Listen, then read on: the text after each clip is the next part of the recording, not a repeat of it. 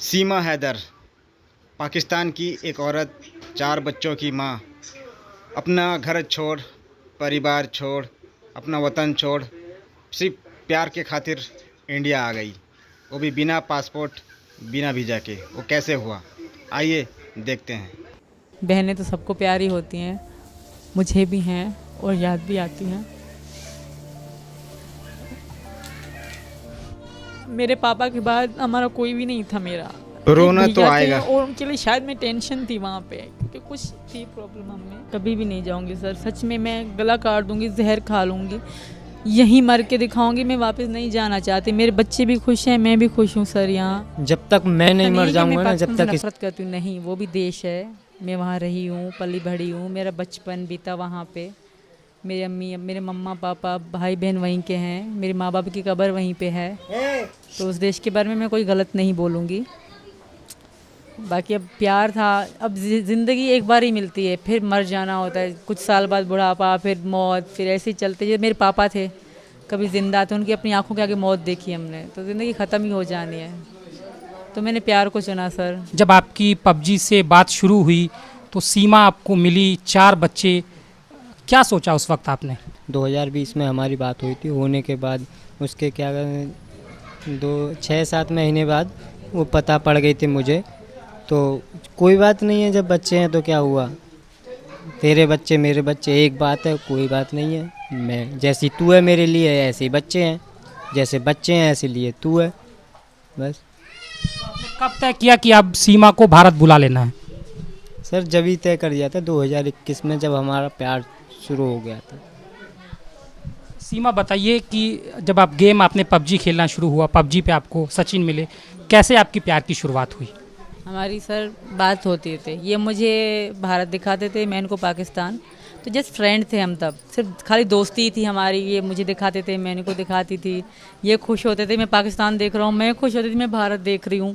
तो एक खुशी होती है ना कि दूसरे देश का बंदा आपसे बात करे, तो खुशी अलग होती है, वो बहुत अच्छी फीलिंग होती है। दूसरे देश का बंदा बात कर रहा है, तसव्वुर मैंने कभी ज़िंदगी में नहीं सोचा था। फिल्में ही देखते थे भारत की, कोई बात भी कर रहा है, तो आधा तो यही खुशी थी इनसे बात करने की, मैं इंडिया के किसी लड़के से बात कर रही हूँ। तो इसी में मतलब होते होते हमारी बात बहुत ज़्यादा होने लगी ना, आहिस्ता आहिस्ता, पूरे दिन, पूरी रात भी हमारी बात होती रही है, तो इससे मेरी बहुत आदत सी पड़ गई, बहुत मतलब प्यार हो गया इनसे। पहली मुलाकात सचिन के साथ आपकी कहाँ हुई और कैसे आप आए? नेपाल में हुई सही, 10 मार्च को मैंने टिकट कराई थी इनके लिए, 10 मार्च को मैं आई थी इनके पास, नेपाल में ही। आप कह रहे हैं कि आपने हिंदू धर्म अपना लिया है, उसके बारे में क्या कहेंगी? मैंने खुद अपनाया है, मुझे किसी ने कोई प्रेशराइज़ नहीं करा। और हैदर वीडियो में कह रहे हैं कि सचिन ने हमारा दिमाग ख़राब कर दिया, हमें यहाँ लाए, मुझे किसी ने दिमाग मेरा ख़राब नहीं करा सर। मैं अपनी मर्ज़ी से आई हूँ, इनकी मोहब्बत में आई हूँ, इनकी मोहब्बत में मैंने ये धर्म भी स्वीकार कर लिया, क्योंकि मेरे पति हैं ये, मैं मानती हूँ। हमने नेपाल में शादी करी है, मेरी इंस्टा की ID है सती मीनू, उसमें हमारी वीडियो पड़ी हुई है। सीमा ये बताइए कि आप जब मार्च में आई, उसके बाद फिर आप मई में आई, तो मई का आप किस तरह से आई और फिर कैसे भारत ग्रेटर नोएडा तक पहुंची?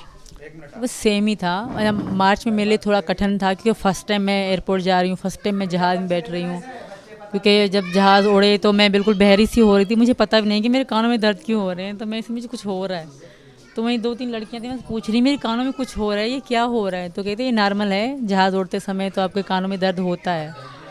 इस तरह का था मेरे लिए। फिर सेकंड टाइम तो बहुत आसान था, मुझे पता पड़ गया कि यहाँ से एंट्री है, यहाँ से एग्ज़िट है, यहाँ लिखा होता है कि आप कनेक्टेड फ़्लाइट है, यहाँ लिखा है कि जो आप दुबई जाएंगे, तो फिर मुझे पता पड़ गया, क्योंकि मुझे समझाया था लड़कियों ने ना, बहुत अच्छी लड़की। नेपाल से भारत में तो चेकिंग होती है बॉर्डर पर, वो आपने कैसे पार किया और कैसे आप आई, किसकी आपने मदद ली, वो क्योंकि बहुत कठिन है? सचिन की मदद थी, इन्होंने मुझे अपना सारा एड्रेस सही से लिखवा रखा था, और जब मेरी टिकट हुई ना, तब भी इन्होंने अपना सारा एड्रेस, अपना नाम, पापा का नाम, सब कुछ सही से लिखवा रखा था। कि चेकिंग नहीं हुई? चेकिंग पूछताछ बहुत हुई अच्छे तरीके से, बैग चेक करा गया मेरा, पर ID कार्ड का पूछा गया, तो मैंने कहा मेरा खो गया है, तो इसलिए ज़्यादा पूछा नहीं है। बच्चों को, मेरे बच्चे बीमार हो गए थे, तो 3 दिन का सफ़र था, बड़ी लड़की उल्टियाँ करती है बहुत ज़्यादा मेरी, तो इसलिए वो इतना ज़्यादा नहीं पूछा गया, मुझ पर मतलब थोड़ा रहम किया गया। पुलिस ने आपके पास से 3 आधार कार्ड और 5 मोबाइल फ़ोन भी बरामद किए हैं, वो किसके? एक मेरे पति का है, 3 मेरे बच्चों के थे, एक मेरा था, एक मेरा ख़राब फ़ोन था, वो टूटा हुआ था, मतलब 2 टूटे हुए बिल्कुल फ़ोन। एक तो यहीं टूटा है इंडिया आके। कुल कितने फ़ोन थे आपके पास? हमारे पास 5 थे, मेरे पति के पास। 3 बच्चों के थे, मेरे बड़े वालों को, एक मेरा और एक मेरे हस्बैंड का। तो आपके बच्चे फ़ोन चलाते हैं? जी सर, वो पाकिस्तान से लेके चलाते हैं। और 3 आधार कार्ड?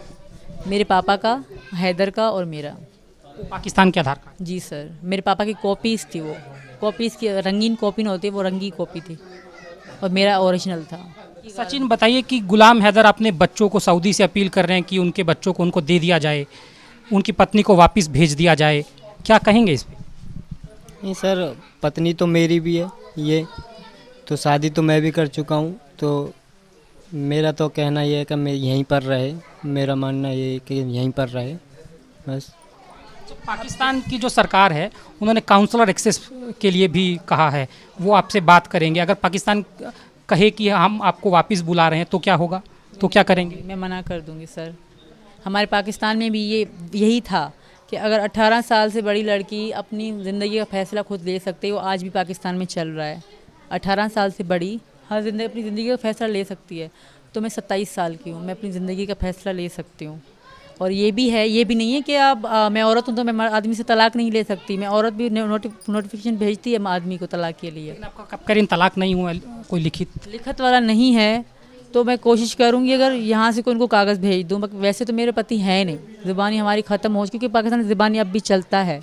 कोशिश करूँगी अगर यहाँ से अगर नोटिफिकेशन मतलब जाते हैं कागज़, तो मैं डिवोर्स यहाँ से मैं उनसे लेने के लिए तैयार। कोई आपकी बातचीत हुई भारत आने के बाद आपने परिवार से, भाई से, बहन से? नहीं करी, मैंने किसी से कोई कांटेक्ट नहीं करा। अच्छा, आप किराए के मकान में कराची में रह रही थी, तो आपने कौन सा मकान बेचा?